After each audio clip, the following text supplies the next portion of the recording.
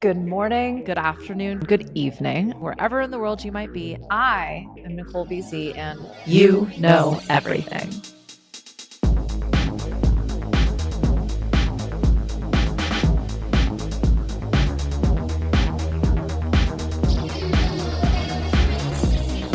We're recording. Hi, hello.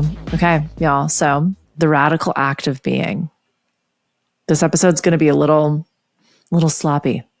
I was watching some, young person on the YouTubes talk about how if you're not making the best video you've ever made, why would you publish it? And I'm like, this is me doing my best, buddy. This is it. So you're welcome. Thank you for being here. I have been doing this thing called an enameless challenge. And most of the time, I think my entire life is an enameless challenge. But it turns out I am not as spontaneous or boho or fly by the seat of my pants as it appears. This is a finely tuned machine, chaos machine, if you will. And if you've been paying any attention, if you know me at all, you will know I have been dealing with this property. And even more of a sidestep here, I don't talk about myself a lot on this episode or this podcast or in general. I recently went on a date and the person was like, how about you tell me a little bit about you? And I was like, I'm going to need a more specific question than that. I don't know, man. I just kind of focus on all of my different projects and work. That's kind of my life. I get to do all of these super interesting, super fun things. So I'm not complaining by any means, but I get really tired of listening to people, podcasters, social media influencers, everyone just like talk about their fucking problems all the time. No offense if you pay me to do that. I love you. Thanks. But for the rest of you out there, I didn't want to be one of those. When I started this, I really wanted it to inspire all of us out there, myself very much included, who are trying to build in this absolute chaotic machine. I wrote a book about it. I wrote a book about how the fuck we got here. So I'm going to intro that book next episode, and then I'm going to spend all of my summer, June, July, and August, reading it. Those episodes will probably be really long, so buckle in, Buttercup. I'm going to release it as an audiobook, and then I will release it as an ebook, and you may have it. It'll just be in the links of this show. Maybe not right away. The editing process, I'm hoping that this will force me to do the final edit of all of the chapters as I read them, because if you've ever done anything, it's never really done. So that's it. That's what I'm talking about. And I'm going to start linking to a couple of different things that relate very directly to this concept of business 3.0. Again, if you've been paying any attention, I call it 21st century business building. But I've got a couple of partners. So it turns out I'm not the only one out there talking about business like it's a living, breathing organism. And there's a distinct difference when engaging in business, recognizing that all of the moving parts, all of the resources, all of the people, all of the ideas, all of the connections, all of the parts, it's all this beautiful organism, and every part is interdependent while also being completely and totally autonomous. Every decision impacts the group as a whole and is also your sole responsibility. And I don't think anything has taught me that more than this property that I purchased and the contemplations that have resulted due to the catastrophic turn of events with the hurricane that just kind of changed everything. I don't have a plan. I don't have an exit strategy. There are humans that are stewarding that land, and they don't even know they signed up for that. So I wanted to just share a little bit about that project with you because the metaphor is real. It involves a leak I have been chasing for an entire year. And at the beginning of this project, I didn't know a lot about wells, but about a year ago, there was no water. And I was told I needed a new reservoir pump. And then a few weeks later, I was told that I needed a new well pump. And then a few weeks later, I was told that because the well had no water, the reservoir had run dry, therefore the pump had blown out. So now I needed another new pump and components to protect the pumps and probably a new pressure tank. So those items were taken care of. Now I have essentially an entirely new well system. I then, what happened next? So that probably took us into like the fall. So it's summer now. That took me into the fall, just problem solving that. At this point, I'm kind of trying to not travel. I'm kind of not really sleeping. I'm just sort of waiting for the next like catastrophic thing to occur. And I'm continuing to have these well issues. So the well guys said, you have a leak. So I get the plumbers out. The plumbers dick around with the well. They tell me that they fixed the problem. Lo and behold, there's still no water. I call the well guys. The well guys have a temper tantrum because the plumbers touched their well components. And then they said they won't honor any of the warranties on all of the new equipment I just got installed. So then I call my handyman, who's been working on the property for longer than I have. And we really start to workshop it. I move a new tenant in who can help me in exchange for rent. They can help with some of this problem solving, right? And we're moving into winter now, and winter's pretty harsh out here. So I learned, but that it's an old property. Everything is not prepared for freezing temperatures that hold for a long time.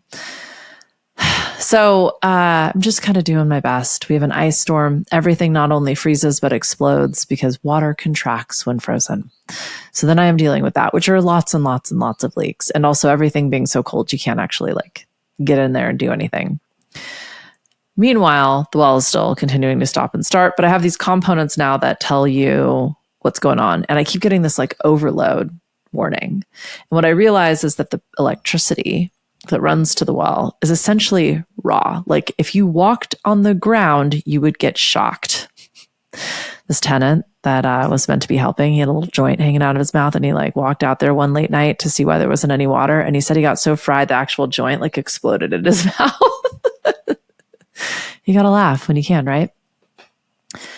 So I have more leaking. I'm now hemorrhaging water. I have a live electrical issue. So I invest a significant amount of money, 20 grand, into getting all of the electrical redone for the cabin, for the garage, for the well house, for the property. There's several other homes. They were okay.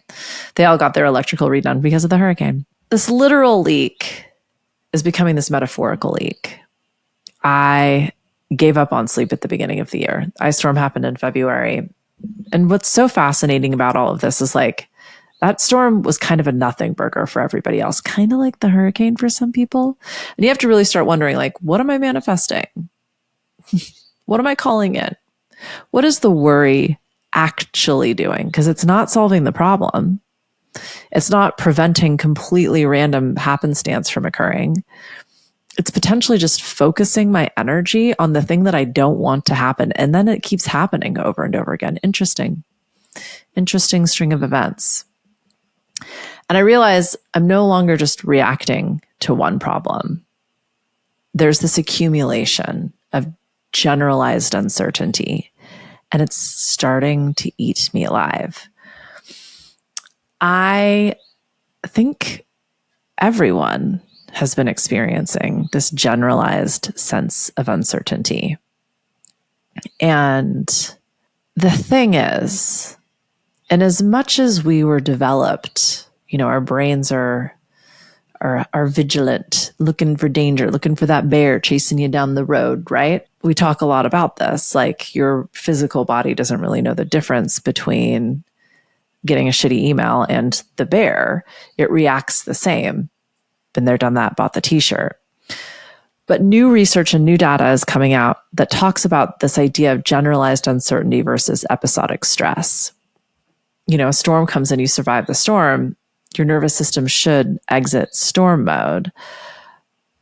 But what we're dealing with right now, whether you're rich or poor, oceanside or mountainside, northern hemisphere or southern hemisphere, it feels like this generalized uncertainty is becoming acute. And we're all constantly scanning for danger, for both the bad email and the bear, the headlines or the bill, the pivot or the shutdown. And yet I know I still internalize this idea that I need to be solving these problems, optimizing these solutions, preventing them from ever happening, figuring out how to pay for it all, perhaps even monetizing this solution, monitoring and then preparing so that I don't ever have to deal with this again. But my brain can no longer, I'm struggling to make decisions because everything feels like a fire. I've talked so much about discernment, and the only way I'm able to recognize and start retraining my physical body is this discernment, this ability to understand the physical difference between external existential dread and actual important, impactful, individualized stress. The nervous system adapts to unresolved uncertainty. That's what this cutting edge data is concluding. I think I talked a lot about this during my AI phase. Just how exhausting it is to work with that technology because it moves so quickly and it demands this level of critical thinking and output, mental output that I'm trying to keep up with the machine. It's a lot. We're now experiencing this new way of burning out, which is the anticipation of load and a heavy lift. We're not just burning out from effort, from actual applied effort. We're burning out from future effort. We're trying to manage our past, our present, and our future. And that has become this default mode. Therefore, we're anticipating threat. We're constantly seeking information. We're scanning and therefore synergizing patterns and being told that's the job.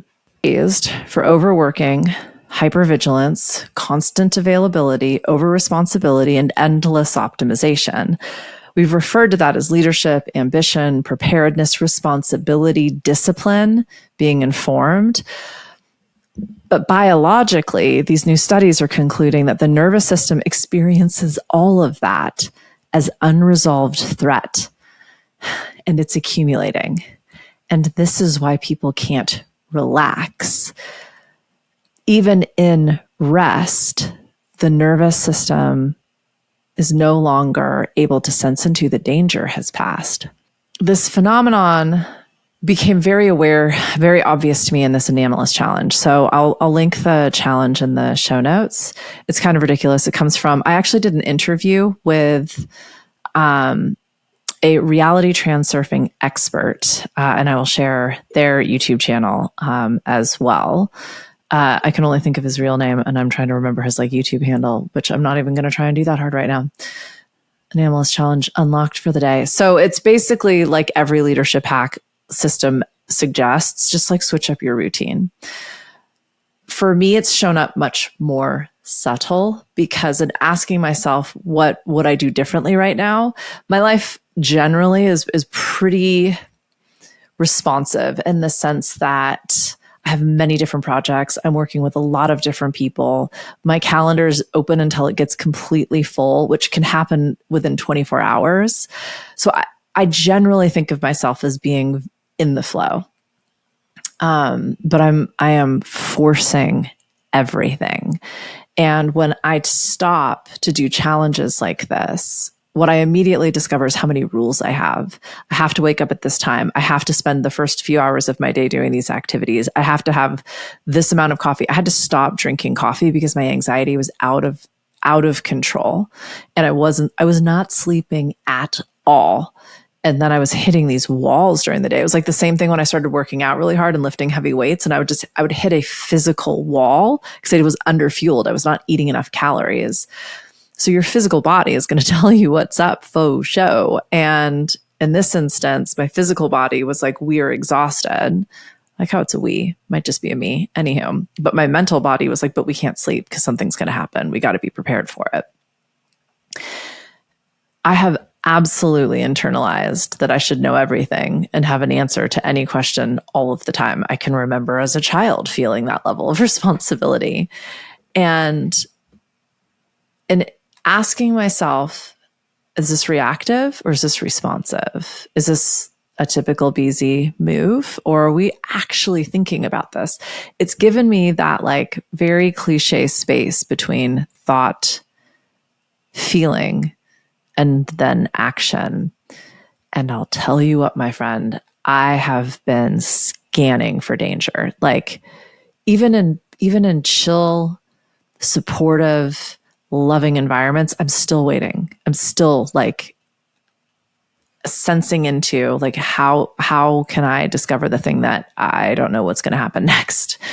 So of course I can't sleep, and my everything is suffering as a result. Not just the sleep, but just that my brain is leaking. My mental capacity, my focus, my productivity, everything I'm trying to achieve is hemorrhaging impact because of this leak. And then I have this actual massive, I'm losing a swimming pool of water a day on that property. Like, I've said, where's the fucking sinkhole enough times, and I'm realizing now as I'm talking to you, like, bitch, you're calling that in too. Like, be careful what you talk about. You are powerful.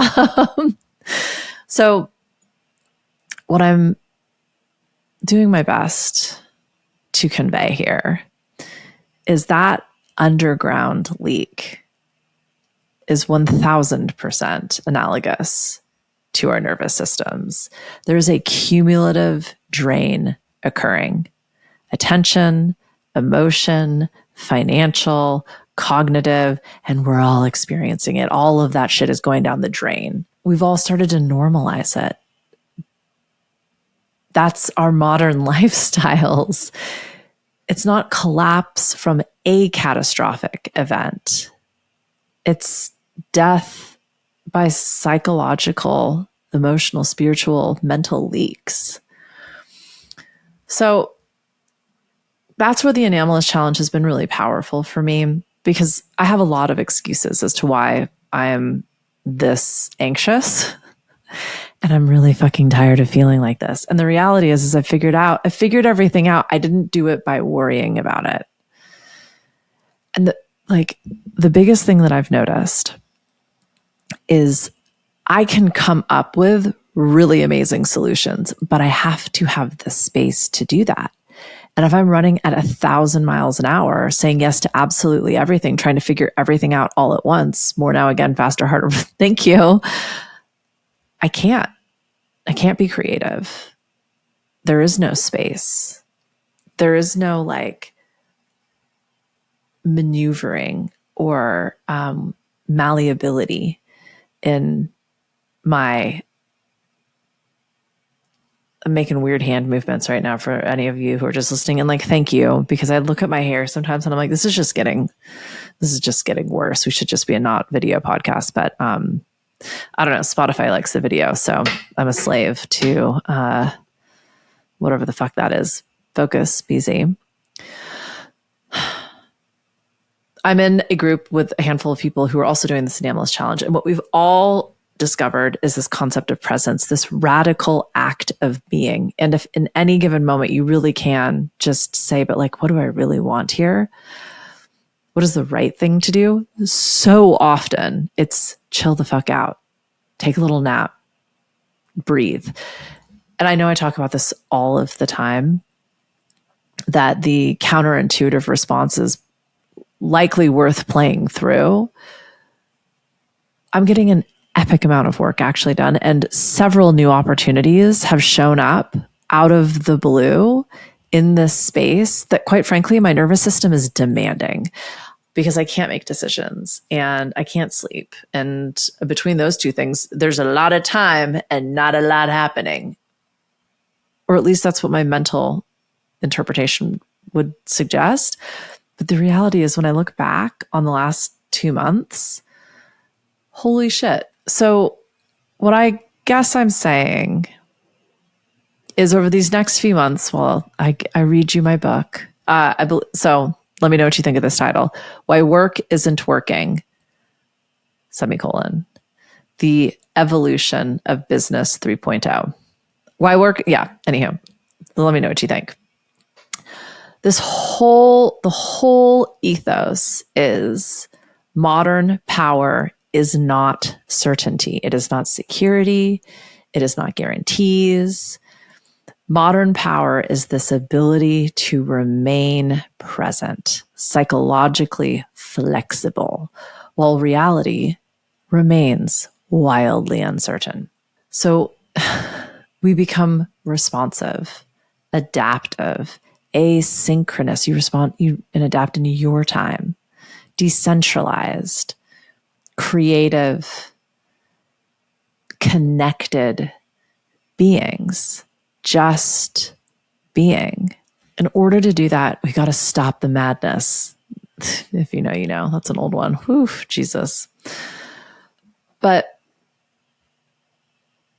I have blamed my exhaustion on all of these externalized inputs, all of these different very real problems and stresses. But the reality is it's my response to them. It's my projections, it's my habits, it's the way I talk about them. It's the obligations I create. It's the identities I have labeled myself as such. And for a long time, I talked about, like, does it feel good? Does it feel bad? Right now, I'm playing with, does this feel alive or does this feel dead? Like, does my heart beat faster when I think about that? Or does it stop beating at all? As we move through this uncertainty, we are going to come up with a million different ideas. We're going to experience a million different problems. There's going to be a million different solutions. This ability to stay present to this radical act of being will allow you to know, like, yep, let's keep going, or nope, that's not working. And you become incredibly deft and like able to navigate this actual chaos machine. And in allowing yourself to truly be, the energy returns because you've stopped forcing and you've started being. But this means, like, this has been like the undoing of my fabric, the fabric of my undoing. Like, deprogramming at this level has been so so tiny. Had my friend not thrown me into this group chat, I don't even know that I would have really noticed it. But it's been, I'm 3 weeks, just over 3 weeks into this challenge now. And in the second week, I just gave up. Like, I rested and I actually finally slept. Granted, I gave up caffeine. But I noticed if I stopped identifying as this problem solver, as this savior, as this doer, firstly, I didn't have a lot of motivation, straight up. But secondly, I discovered this new form of trust, this true understanding that I always figure it out. Like, I've said it 1,000,000 times. I've had a lot of different kind of realizations over the last 6 months, just in terms of why am I doing what I'm doing? So often it's to affect an outcome, but that means I'm not present in the doing. I'm focusing on the thing that I want to happen, not whatever it is that's happening right now or why I'm even doing this thing that I'm doing right now. And if I give up any attachment to the outcome, as cheesy as that fucking sounds, it brings me into this moment. I'm doing this thing right now because it makes me feel good. I feel alive doing it. That's it. And even though I might like wipe an entire day, I was planning on working on grant applications to do gardening, or I might take an entire week out to fix all of my AI agents so that I can upgrade a piece of hardware. Lo and behold, my schedule worked perfectly with those changes. And in fact, I had more energy, more focus, and more creativity when the time came to actually do the task that I wanted to do in that moment rather than forcing me to. I think I allowed myself for this because I was like, this is just a 30-day challenge. Like, the leak has been going on for a year. What's the worst that can happen? Well, it actually went a hell of a lot better than I thought it could. So think in terms of seasons. A season can be an hour. It can be a moon cycle. It can be your typical sort of reporting, depending on how you do that in your life. But when we lose sight of like a bigger chunk of space, it can feel like we're not making any progress at all. Another challenge, my goal for 2026 is to be able to do a handstand, like a free form, free wall, free ball handstand. And so I've been drilling every day and it doesn't feel like I'm getting shit done except for like tweaking my shoulder. But that's not true. I've gotten so much stronger. And when I don't think about it in the moment while I'm doing the handstand and telling myself I'm a piece of shit, and I think about the last 3 months of training, I'm like, oh, actually, we've found a little groove there. Meaningful things often look unimpressive while they're growing. Roots are not dramatic, but you don't dig up the garden every damn day screaming, why aren't you thriving yet? The radical act of being requires a steadiness that I think we all find wildly uncomfortable. Just being. I was watching this hilarious thing.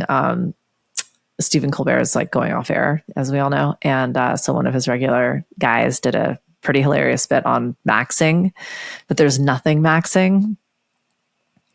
Yeah, like when's the last time you just sat and looked out a window or looked at the ocean or looked at the sky?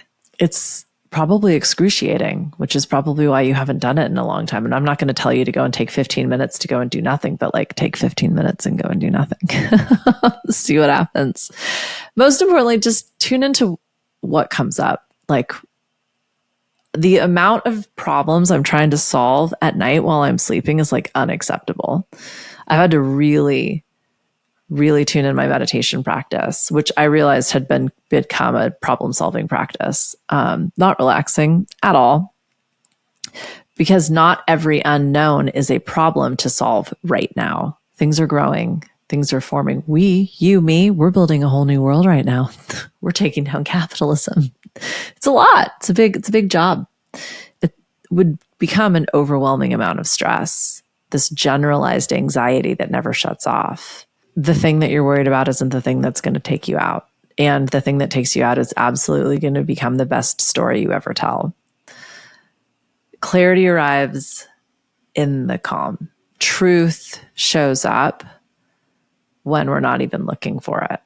We've played through the experiment. For 20 years, we have flooded uncertainty with noise. More content, more opinions, more strategies, more forecasting, more data. But there's wisdom in allowing things to remain undefined and learning how to navigate the uncertainty. You don't need to know everything that's going to happen right now. That would be boring as fuck if you did. And I know that's also been said 1,000,000 times. But when I say the radical act of being, it truly is just saying, I don't know. And that's okay. See how okay you are with that. I realized I was not okay even a teensy little bit. And what I'm hoping is this anomalous challenge has, 3 weeks in, it's just about long enough to start a habit. It's introduced this pause between thought, feeling, action, not necessarily in that order, to help me tune into like, what is the actual truth in this moment for me right now? It's probably not going to be true in an hour, probably wasn't true an hour ago, but like, what if things were a little different? What if peace is not what I get to experience once everything is taken care of and completed and handled? What if peace teaches me I don't have to handle everything all at once?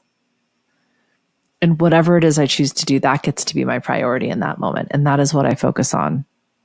No more leaks. I'm watching all of these people work so hard to keep their businesses, their farms, their communities, their families, themselves afloat. And there isn't an answer. There isn't a strategy that's going to solve all of the problems. It's just an experiment. And the smaller that container gets, the more effective it can be, the more effective you can be. So just be. Give it a go. Let me know. Next episode, I'm gonna talk about my book, and then we'll start reading. I'm really excited. You guys are going to be the first to hear it. I can't wait to hear what you think. Thanks for being here. Love you. Bye.